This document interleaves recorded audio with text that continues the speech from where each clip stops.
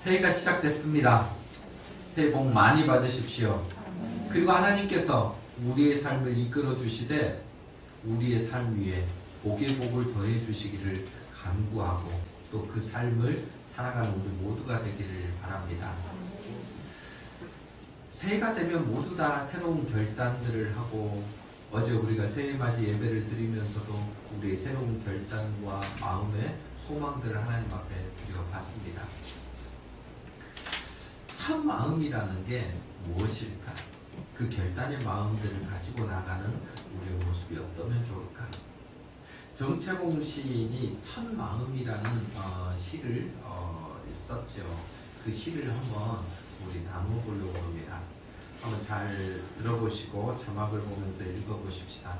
1월 1일 아침에 찬물로 세수하면서 먹은 첫 마음으로 1년을 산다면, 학교에 입학하여 새 책을 앞에 놓고 하루 일과표를 짜던 영롱한 첫 마음으로 공부를 한다면, 살아가는 사이가 처음 눈을 맞던 날의 떨림으로 내내 계속된다면, 첫 출근하는 날 신발끈을 매면서 먹은 마음으로 직장 일을 한다면, 아팠다가 병이 나은 날의 상쾌한 공기 속에 감사한 마음으로 몸을 돌본다면, 개업날의 첫 마음으로 손님을 언제고 돈이 적으나 밥이 늦으나 기쁨으로 맞는다면, 세례성사를 받는 날의 빈 마음으로 눈물을 글썽이며 교회에 다닌다면, 나는 너, 너는 나라며 화해하던 그날의 일치가 가시지 않는다면, 여행을 떠나던 날 차표를 끊던 가슴뛰이 식지 않는다면, 이 사람은 그때가 언제이든지 늘 새 마음이기 때문에 바다로 향하는 냇물처럼 날마다 새로우며 깊어지며 넓어진다. 정채봉 시인이 쓴 이 첫 마음이라는 이 시가 우리들 삶에 가득 채워졌으면 좋겠습니다. 오늘은 첫날이죠. 또 첫 주일 예배를 드리는 날입니다. 설렙니다. 하나님께서 올 한 해 우리를 어떻게 이끄실 것인가? 또 이끄시는 것만큼 얼마만큼 나를 성숙시키시고 또 성장시키시며 그 위에 복을 베풀어 주실까 기대해 봅니다. 나는 얼마만큼 하나님을 기쁘시게 하는 일들을 많이 만들어낼 것인가. 우리가 결단한 것만큼 또한 생활하면서 그것들 누려가기를 바랍니다. 우리가 첫 마음을 새롭게 먹었다라는 것은 이제 그것을 행하고자 하는 의지도 그 안에 있는 거거든요. 그런데 이 첫 마음을 품는 게 우리의 작정, 우리의 생각이라면 어쩌면 쉬 사라져버리는 일이 될 수 있습니다. 바라기는 첫 마음은 예수 그리스도의 마음이 되기를 바랍니다. 네. 첫 마음은 하나님이 나를 사랑하시고 나를 이끄시는 데에 순종하려고 하는 마음이 되기를 바랍니다. 우리가 처음 예수님을 만났던 그 마음, 그 상태, 복음 앞에 감격했던 그 상태로 우리가 2023년을 걸어간다면 우리는 분명 복된 자임에 확실합니다. 그래서 올 한 해 우리 교회 표가 뭡니까? 복음의 사람 예배자로 살게 하소서입니다. 늘 새기십시오. 복음의 사람 예배자로 살게 하소서. 그냥 표로 우리 교회 표는 복음의 사람 예배자로 살게 하소서야 라고 이야기할 게 아니라 이 표가 삶이 되도록 하셔야 합니다. 구호가 아니라 삶이 되는 그 노력을 우리가 해 나가셔야 되는 거죠. 복음을 가장 잘 설명하는 성경을 이야기한다면 로마서를 이야기합니다. 로마서는 크게 두 부분으로 되어 있습니다. 1장부터 11장까지는 복음이 무엇인지, 또 우리가 믿어야 되는 그 복음은 어떤 것인지에 대한 내가 믿어야 되는 그 내용을 그리고 설명을 아주 자세하게 11장에 걸쳐서 해준 게 로마서의 전반부입니다. 그리고 12장부터 16장까지의 내용은 뭐냐면 그렇게 복음을 받아들이는 사람, 복음으로 변화된 사람은 이런 삶의 모습을 보여야 된다. 복음으로 사는 사람의 모습은 이렇다라고 보여주는 것이 후반부에 있는 12장부터 16장까지의 모습입니다. 사도 바울은 이것을 열심히 설명을 해놨죠. 그럼에도 불구하고 복음의 핵심을 이야기한다면 로마서 1장 17절 말씀이라 할 수 있습니다.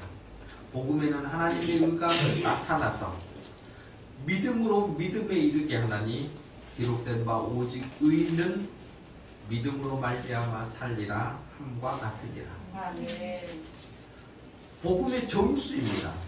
이것을 다른 말로 이신칭의라고 부르는 거죠.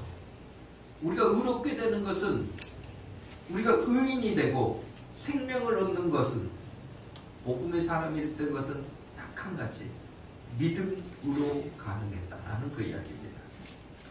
오직 믿음을 통해서만 구원이 가능하다고 설파한 이 사도 바울은 그러나 이 복음을 선포해놓고 우리가 얼마나 심각한 죄인이었는지를 설명하기 시작합니다. 모든 사람이 죄를 범하였음에 하나님의 영광에 이르지 못하더니 모든 사람이 죄를 범해서 모두가 죄인 가운데에서 허우적거리는 사람들이 우리였다라는 거예요. 그것을 한 단어로 본질상 진노의 자녀였다라고 말합니다. 하나님으로부터 떠난 자들이기 때문에 진노를 받았고 그 진노가 하나님과 원수된 관계를 이루었습니다. 그래서 우리의 삶은 어떻게 됐냐면 종의 삶인데 죄가 우리를 끌고 다니는 죄에 끌려다니는 종된 삶이 우리에게 있었다라는 거죠. 해결해 보려고 수많은 시도들이 있었고 특별히 율법을 행함으로 그것을 이루어 보려고 하는 시도들이 있었습니다. 근데 다 실패했죠. 행함으로 구원을 받는 게 아니기 때문에 시도를 했으나 완전하지는 않았던 겁니다. 그래서 바울이 말하는 게 뭡니까? 예수 그리스도를 믿음으로 구원해. 우리의 행위가 아닌 하나님의 선물로서 그것이 가능해졌다라고 이야기를 합니다. 그리스도 안에서 주신 의로움은 그래서 어떠한 경우에도 폐기됨이 없습니다. 완전한 것이기 때문에 받아들이는 즉시 우리에게 구원이 이루어지는 것이고 이것은 성령님께서 끝까지 말할 수 없는 탄식으로 우리를 붙들어 주시면서 끝까지 지켜주시기 때문에 넉넉히 이길 수 있는 힘이 우리에게 생겼다라는 거예요. 그 사랑을 끊을 자가 이 땅에는 아무도 없다라는 거예요. 그 사랑은 하나님이 베풀어 주시는 사랑입니다. 우리의 구원은 그래서 완전합니다. 우리가 만든 구원이 아니라 하나님께서 예수 그리스도를 통해서 만드신 구원이기 때문에 완전합니다. 바울은 이렇게 구원을 경험한 사람들은 반드시 그런데 그 다음 사건이 일어난다고 얘기하는 거죠. 그게 변화입니다. 변화가 가능해지는 거고 변화가 반드시 있는데 그 변화의 시작점이 있는 것이 뭐냐면 12장부터 설명하는 그 내용들이라는 거예요. 왜냐하면 믿는 바와 행하는 바는 일치가 되어야 됩니다. 내가 믿는 바가 있으면 행하는 바가 균형을 이루어야 진짜의 신앙이 되어지는 거죠. 나는 이렇게 믿어라고 말만 하고 있다면 그것은 진짜가 아니고 반쪽짜리입니다. 한 번쯤 생각해 보셔야 돼요. 믿는 바와 내가 행하는 바가 전혀 다르다면 내가 무엇을 믿는지를 한번 고찰해 보시고 찾아보셔야 합니다. 제대로 믿고 있는가. 여러분 진정한 신앙이 있다면 삶은 반드시 뒤따라오는 열차에 끌려있는 그것처럼 이루어지는 모습이라는 거예요. 우리의 삶에서 믿는 바와 그리고 우리가 행하는 바가 일치될 때 신앙생활이 정상적으로 이루어졌다고 말할 수 있습니다. 여러분 우리가 그러려면 먼저는 내가 무엇을 믿는 바, 믿음의 근거를 제대로 세우셔야죠. 내가 믿는 바가 잘못되었으면 그것이 나머지 삶으로 이루어지면 그건 다 폐기 처분돼야 될 것들이라는 거죠. 바르게 믿어야만 바르게 신앙생활도 할 수 있습니다. 내가 믿는 바가 무엇인지를 정확히 알 수 있을 때 살아가는 방향과 모습도 아름다울 수 있습니다. 그래서 바울이 로마서 1장부터 11장까지 그 내용을 설명을 한 거예요. 복음의 핵심인 예수 그리스도를 믿으라는 거죠. 예수 그리스도께서 어떻게 우리를 위해서 십자가에서 죽으셨고 그 구원의 은혜를 베푸셨는지를 믿으라는 겁니다. 근데 그렇게 다 믿고 변화된 사람들에 대해서 바울이 오늘 1절에서 이렇게 설명하죠. 그러니까 로마서 1장 1절부터 11장 끝까지 그것을 다 받아가지고 그러니까 11장 36절까지 그것을 다 받아서 그러므로라고 이야기 시작이 되잖아요. 그러니까 1장부터 11장까지를 다 가져와서 그 모든 내용을 가지고 그러므로, 그런데 그러므로 다음에 뭐라고 부른가 보십시다. 형제들아, 내가 하나님의 모든 자비하심으로 너희를 권하노니 너희 몸을 하나님이 기뻐하시는 거룩한 산제물로 드리라. 이는 너희가 드릴 영적 예배니라. 사도 바울은 로마서 1장 1절부터 11장 36절까지의 내용을 우리가 믿어야 하는 바를 정확히 설명을 하고 나서는 끊어버리는 것이 아니라 그걸 다시금 연결시키고 있다는 거예요. 그러므로 라고 연결을 시킵니다. 그러므로 앞에는 뭘까요? 복음으로 변화된 사람들이에요. 복음으로 변화된 사람들은 이렇게 변화가 될 건데, 변화된 사람들은 그렇게 변화되어졌다는 그 모습을 누구라고 부르고 있냐면 형제들아라고 부르고 있다는 거예요. 그러니까 우리를 형제들이라고 부르고 있는 겁니다. 그러니까 형제가, 이 형제는 단순히 우리의 육신의 그 형제가 아니고 복음 안에서 변화된 모든 이들, 형제와 자매들을 이렇게 통칭해서 부르고 있다는 거예요. 이 사람들은 누구냐면 변화된 삶을 보여줄 대상자들입니다. 복음을 간직하고 있다라고 이야기하는 그 사람들이에요. 여러분이 형제입니까? 여러분은 자매입니까?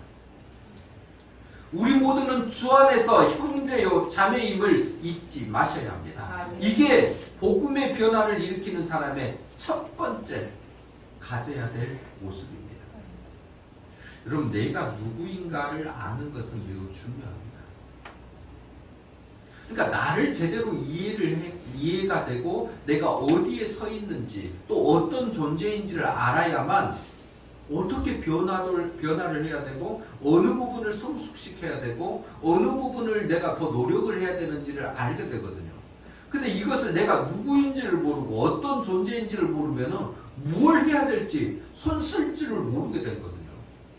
그래서 자신을 아는 것이 참으로 중요한 일입니다. 쉽지 않은 일이기도 합니다만은 반드시 이것은 행해야 되는 거죠. 근데 바울은 그런 우리를 향해서 형제라고 우리 존재를 지칭해 주고 있다는 거죠. 사실 우리가 제대로 나를 이해하지 못하면요, 나를 이해하지 못하는 데서, 나를 바라보지 못하는 데서 끝난 게 아니라 사람과 사람 사이의 관계마저도 흐트러집니다.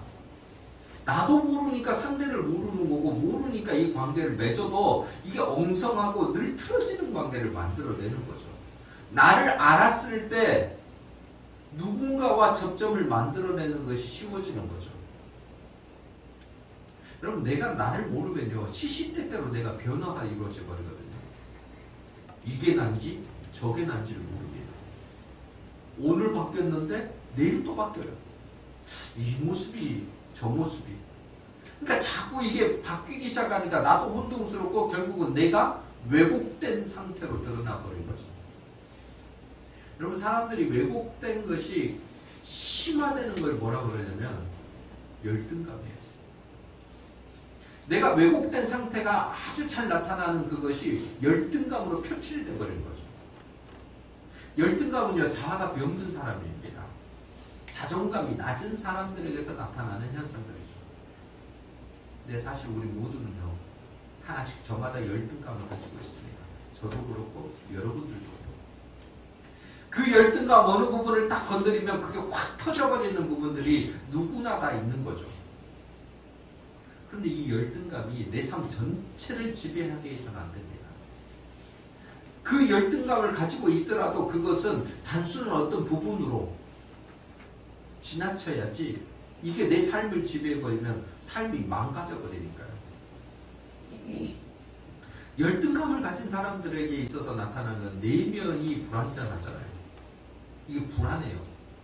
그러니까 이거를 들키지 않으려고 노력을 합니다. 자기를 그래서 자꾸 치장을 하고 꾸미려고 해요.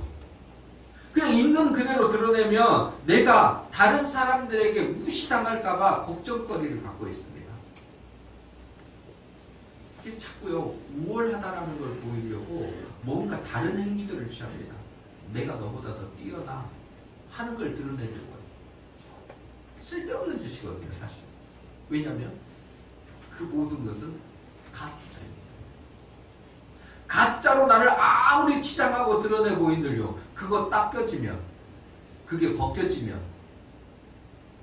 더 초라한 나만 보이게 됩니다. 그래서 열등감에 시달리는 사람들은요, 남이 나에게 뭐라고 하는가 자꾸 귀를 기울여요. 평판이 어떻고, 그리고 혹시나 내 안에 있는 그 무언가가 내가 꾸며놓은 그것이 들킬까봐 전전긍긍하는 거죠. 사실 열등감이 조금 있는 거는 그리 나쁜 건 아니에요. 왜냐하면 스스로의 그 부족을 가지는 거니까. 근데 이게 과도하게 내 삶을 지배하는 것이 문제라니까요.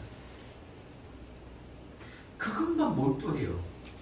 내가 어떻게 하면 이걸 감출까에 몰두하다 보니까 삶이 정상적으로 이루어지는 것이 아니라 파괴되기 시작을 하는 거죠. 불행한 감정을 갖고 이 불행한 감정이 내 삶을 파괴해버립니다. 성경 보면 이런 대표적인 사람이 있습니다. 사울 왕이죠. 왕의 권세예요. 대단한 사람입니다. 사울 왕은 이스라엘의 초대 왕이니까. 근데 그 인생 끝자락은 너무나 불행했던 거죠. 그 불행의 시작이 뭐였냐면요, 자기가 누구인지를 깨닫지 못한 데서부터 시작된 겁니다. 왕인데 왕으로 자기를 느끼지 못한 거예요. 백성들이 왕과 다윗, 사울과 다윗을 비교하는 거기에서 자기의 마음이 뒤틀려 버린 겁니다. 아무리 신하가 높은들 왕보다 높을 수 있겠습니까? 근데 그걸 인정하지 않은 거예요. 다윗을 향해 부르는 노래에 귀가 닫혀버린 거죠. 마음이 틀어져 버린 겁니다. 그래서 다윗을 미워합니다. 죽이려 합니다. 그러다가 자신과 자기의 가족들 모두가 죽어버렸습니다. 분노가, 감정의 기복이 정상적 삶을 살지 못하게 만들어버린 한 예랄 수 있죠. 여러분, 이처럼 과도한 열등감은요, 나를 못 보게 만들어버리고 나를 감춰버리거든요. 근데 왜 이런 열등감이 우리를 이런 상황으로 이끄냐면, 열등감 뒤에 숨어있는 열등감을 조장하는 근원이 있기 때문입니다. 그게 죄입니다. 열등감의 근원이 죄의 원인이 되고 있고, 죄가 우리를 가려버리기 때문에 우리 또한 가려져 버리는 거죠. 그리고 그것을 열등감으로 표출시키게 만드는 거거든요. 그러니까 망가진 사람들은 그냥 그게 죄인지도 모르고 그냥 행동을 해버리는 겁니다. 근데 다시 말하는데 우리 모두는 그런데 죄가 있거든요. 그래서 열등감 우리 모두가 가지고 있습니다. 항상 우리 마음에 뭐가 있습니까?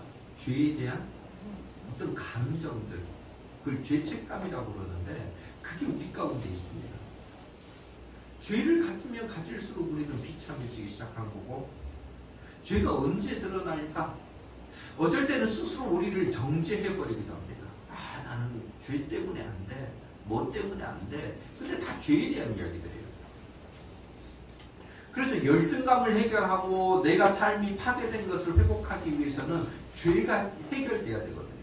내 안에 있는 죄가 제거되지 않으면 우리는 아무런 노력을 그렇게 많은 노력을 해도 제대로 세워질 수 없습니다. 근데 안타까운 것은 죄를 내 스스로가 제거할 수 없다는 것. 내 상처를 내가 마음대로 조정할 수 있다면 좋겠는데 그게 조정이 안 된다는 거. 할 수 없으니까 그냥 가만히 있어야 되는 거예요. 죄를 해결해야죠. 죄로부터 좀 자유로워지고 열등감으로부터 우리는 해방이 돼야 됩니다. 내 힘으로 할 수 없습니다. 그런데 그러니까 하는 방법이 하나 있다니까요. 하나님께 나가는 겁니다. 할 수 없기 때문에 더욱 간절함으로 하나님 앞에 나가야 되는 겁니다. 하나님 앞에 나가면 하나님께서 우리에게 선물을 준비해 놓고 계셨다는 거예요. 그 선물이 뭐냐면 예수 그리스도의 십자가 복음입니다. 예수 그리스도의 십자가 복음 앞에 나가면 우리가 고백하는 그 순간 그 죄의 이 짊어지고 있는 것들을 대신 져주시고 우리가 가지고 있는 그 안에서 내가 스스로 해결하지 못했던 그 묵은 찌꺼기의 죄의 감정들마저도 십자가로 씻어줘 버리신다는 거예요. 그래서 우리가요 예수 그리스도 안에 십자가 복음 안에 들어가면 새로운 은혜를 경험하기 시작합니다. 정결함을 누리기 시작하고요. 해결됨의 복을 누리기 시작합니다. 그러니까 내 안에 뭔가가 찌꺼기처럼 내가 해결하지 못했던 것이 있었는데 그것이 제거되니까 그 다음부터는 보이기 시작해요. 나도 보이고 해결된 내 안에서의 꿈틀거리는 예수 그리스도가 보이기 시작합니다. 이를 위해 예수님이 이 땅에 오신 겁니다. 하나님께서 우리의 죄 문제를 해결해 주시기 위해 예수님을 이 땅에 보내셨습니다. 왜요? 창조하신 우리를 지극히 사랑하셨기 때문에.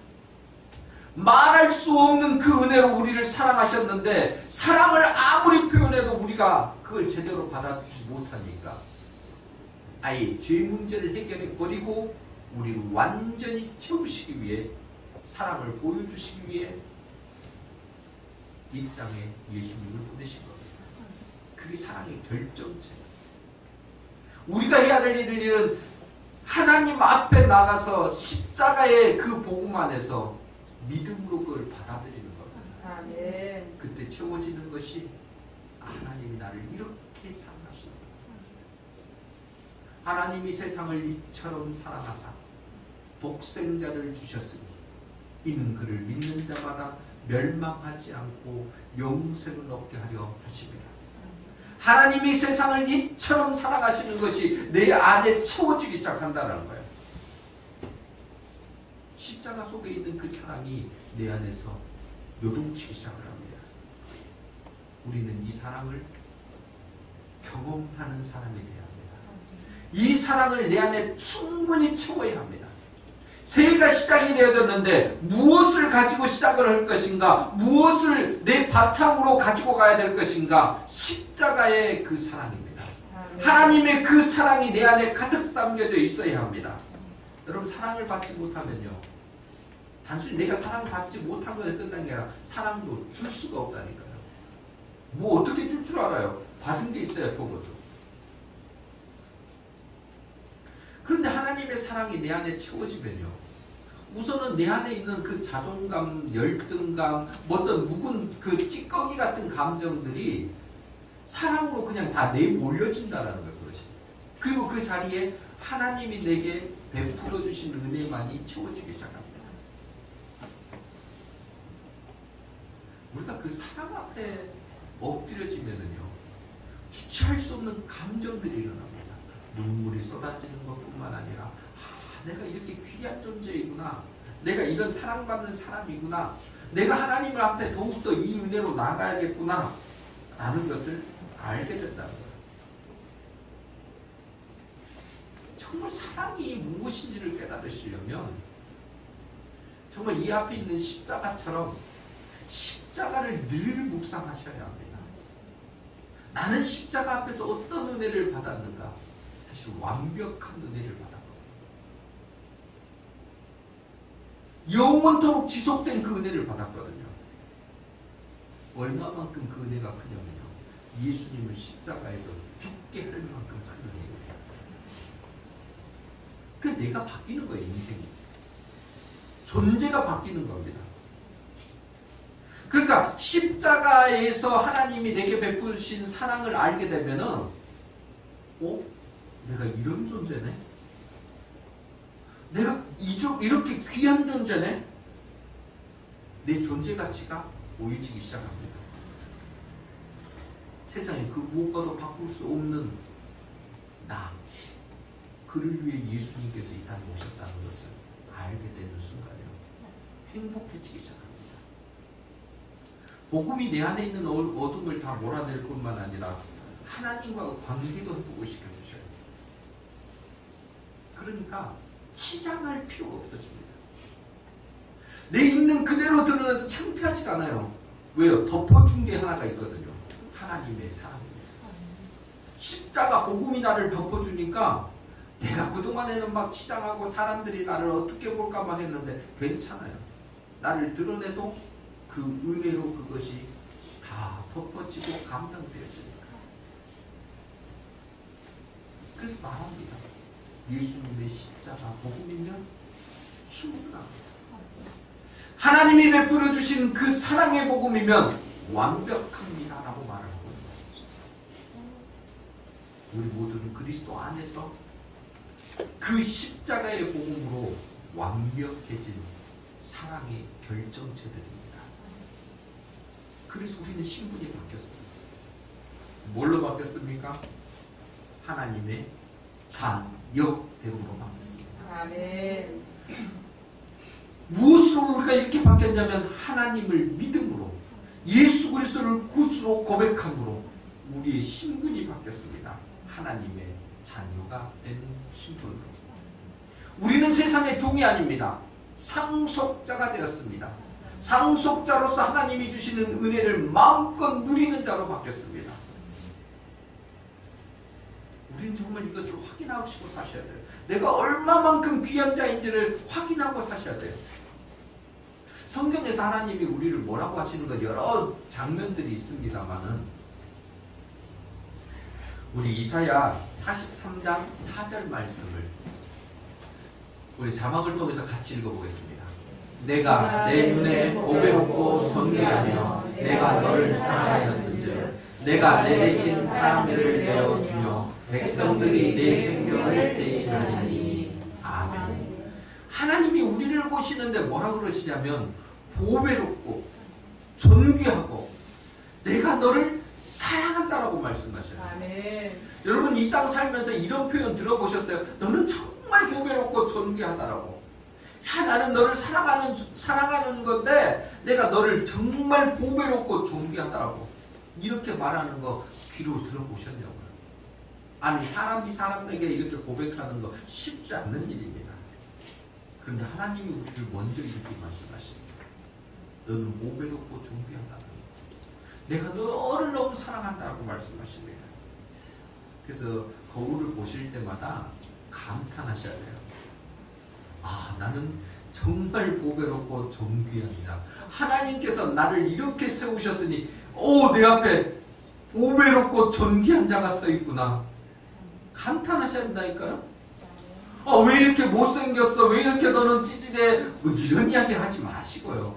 하나님이 나를 그렇게 보시는데 보배롭고 존귀하다고 사랑한다고 말씀하시는데 왜 내가 하나님의 평가를 달리고 오십니까? 세상은 무엇을 소유하고 있고 무엇을 치장하느냐로 평가를 하잖아요. 근데 하나님은 그렇게 보시는 게 아닙니다.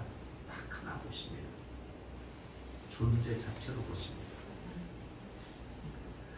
우리를 보배롭고 존귀한 존재 자체로 하나님은 보시고 내가 너를 사랑한다고 말씀하셨으면 그것을 받아들이십시오.